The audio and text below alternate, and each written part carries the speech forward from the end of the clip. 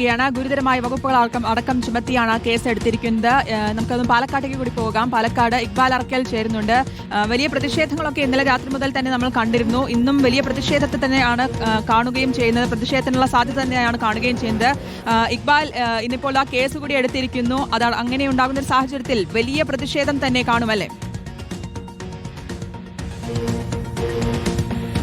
തീർച്ചയായും. അതായത് ഇന്നും രാഹുലിന്റെ രാജി ആവശ്യപ്പെട്ടുകൊണ്ട് പാലക്കാട് വ്യാപകമായിട്ടുള്ള പ്രതിഷേധം നടക്കുമെന്നുള്ളതാണ് മനസ്സിലാക്കുന്നത്. ഇന്നലെ ഡിവൈഎഫ്ഐയും BJPയും മാത്രമാണെങ്കിൽ ഇന്ന് കൂടുതൽ സംഘടനകൾ രാഹുലിന്റെ രാജി ആവശ്യപ്പെട്ടുകൊണ്ട് പ്രതിഷേധം നടത്തുമെന്നുള്ള രീതിയിലുള്ള സൂചനകളാണ് ഇപ്പോൾ പുറത്തു വന്നിരിക്കുന്നത്.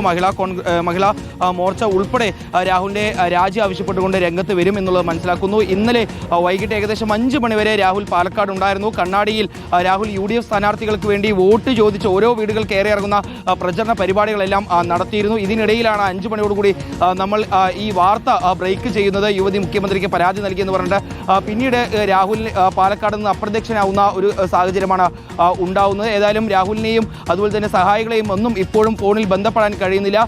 ഏതായാലും ഇവർ തമിഴ്നാട്ടിലേക്ക് മുങ്ങി എന്ന രീതിയിലുള്ള സംശയങ്ങളും അഭ്യൂഹങ്ങളും ഇപ്പോഴുണ്ട്. പോലീസും അത്തരത്തിലുള്ള വിവരങ്ങൾ വെച്ച് അന്വേഷണം നടത്തുന്നുണ്ട്. പക്ഷേ രാഹുലിൻ്റെയും സഹായികളുടെയും ഫോണുകൾ ഇപ്പോഴും കേരളത്തിൽ തന്നെ ഉണ്ട് എന്നുള്ളതാണ് പോലീസ് നിലവിൽ കണ്ടെത്തിയിട്ടുള്ള വിവരം എന്ന് പറയുന്നത്. ഏതായാലും അത് കേന്ദ്രീകരിച്ചുള്ള അന്വേഷണം തുടരുന്നുണ്ട്. ഇന്നലെ ഏകദേശം ഒരു 6:30 മണിയോടുകൂടി പിന്നീട് രാഹുലിൻ്റെ പേഴ്സണൽ ഫോൺ ഓഫ് ആവുകയും ആ നമ്പറിലേക്ക് വരുന്ന എല്ലാ കോളുകളും മറ്റൊരു നമ്പറിലേക്ക് ട്രാൻസ്ഫർ ചെയ്ത് വെച്ചിരിക്കുന്ന നിലയിലായിരുന്നു. പിന്നീട് രാത്രിയിൽ അത് മാറുന്നു. ഏതായാലും ഇപ്പോൾ എല്ലാ ഫോണുകളും സ്വിച്ച് ഓഫ് ആകുന്ന ഒരു സാഹചര്യമാണ് ഉള്ളത്. ഏതായാലും രാഹുൽ പാലക്കാട് വിട്ടു പോകാനുള്ള ഒരു സാഹചര്യം അത് പാലക്കാട് തന്നെ ഉണ്ട് എന്ന രീതിയിലുള്ള നിഗമനത്തിൽ തന്നെ പോലീസ് പാലക്കാട് കേന്ദ്രീകരിച്ച് അന്വേഷണങ്ങൾ നടത്തുന്നുണ്ട്. രാഹുലിൻ്റെ സുഹൃത്തുക്കൾ കേന്ദ്രീകരിച്ച് അന്വേഷണം നടത്തുന്നുണ്ട്. അതിനോടൊപ്പം തന്നെ രാഹുലുമായി ഏറ്റവും അടുത്ത ബന്ധമുള്ള പാർട്ടി പ്രവർത്തകർ, ഗ്രൂപ്പ് നേതാക്കളെ എല്ലാം കേന്ദ്രീകരിച്ചുള്ള അന്വേഷണം നടത്തുന്നുണ്ട്. ഏതായാലും ഈ ഫോണുകൾ കേരളത്തിൽ തന്നെ ഉണ്ട് എന്നുള്ള വിവരം അല്ലെങ്കിൽ അത്തരത്തിലൊരു നിഗമനത്തിൽ പോലീസ് എത്തിയിരിക്കുന്നു. അത് കേന്ദ്രീകരിച്ചുള്ള ഒരു അന്വേഷണം തുടരുന്നുണ്ട്. ഇപ്പോൾ ദൃശ്യങ്ങൾ കാണുന്ന പോലെ തന്നെ ഇന്നലെ ഈ വാർത്ത പുറത്തു വന്നതിന് ശേഷം, അതായത് ഈ യുവതി മുഖ്യമന്ത്രിക്ക് പരാതി നൽകി എന്ന വിവരം പുറത്തു വന്നതിന് ശേഷം പിന്നീട് ഈ MLA ഓഫീസിൻ്റെ സ്ഥിതി ഇതാണ്.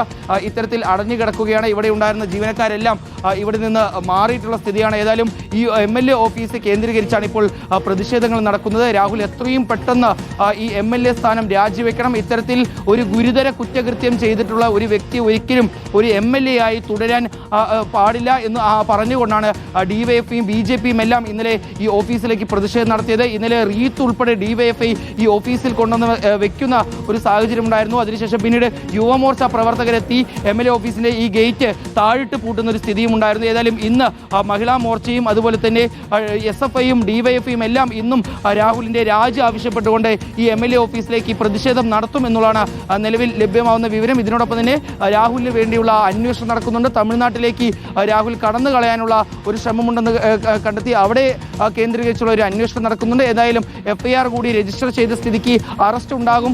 അതുകൊണ്ട് തന്നെ എത്രയും പെട്ടെന്ന് മറ്റു നടപടികളിലേക്ക് കടക്കുന്നതിന് മുമ്പ് തന്നെ ഇവിടെ നിന്ന് മാറി നിൽക്കുക, മുൻകൂർ ജാമ്യം ലഭിക്കുന്നവരെങ്കിലും മാറി നിൽക്കുക ഒരു തീരുമാനത്തിലായിരിക്കും ഇത്തരത്തിൽ ഒരു ഒളിവിലേക്ക് മാറിയിരിക്കുന്നു. പക്ഷേ ഇന്നലെ ഈ ഒളിവിൽ പോയി അല്ലെങ്കിൽ ഇവിടെ നിന്ന് മാറുന്ന ആ സാഹചര്യത്തിൽ തന്നെ 2 തവണയാണ് രാഹുൽ സാമൂഹ്യ മാധ്യമങ്ങളിൽ പോസ്റ്റ് ഇടുന്ന ഒരു സ്ഥിതി ഉണ്ടായത്. ഏതായാലും രാഹുലിന് വേണ്ടിയുള്ള അന്വേഷണം തുടരുന്നു. ഇതിനിടയിൽ ഇപ്പോൾ ഏറ്റവും ഒടുവിൽ പുറത്തു വന്ന വിവരം എന്ന് പറയുന്നത് രാഹുലിൻ്റെയും സഹായികളുടെയും മൊബൈൽ ഫോണുകൾ അത് കേരളത്തിൽ തന്നെ ഉണ്ട് എന്നുള്ളതാണ്. പോലീസ് അത് കേന്ദ്രീകരിച്ചുള്ള ഒരു അന്വേഷണവും തുടരുകയാണ്.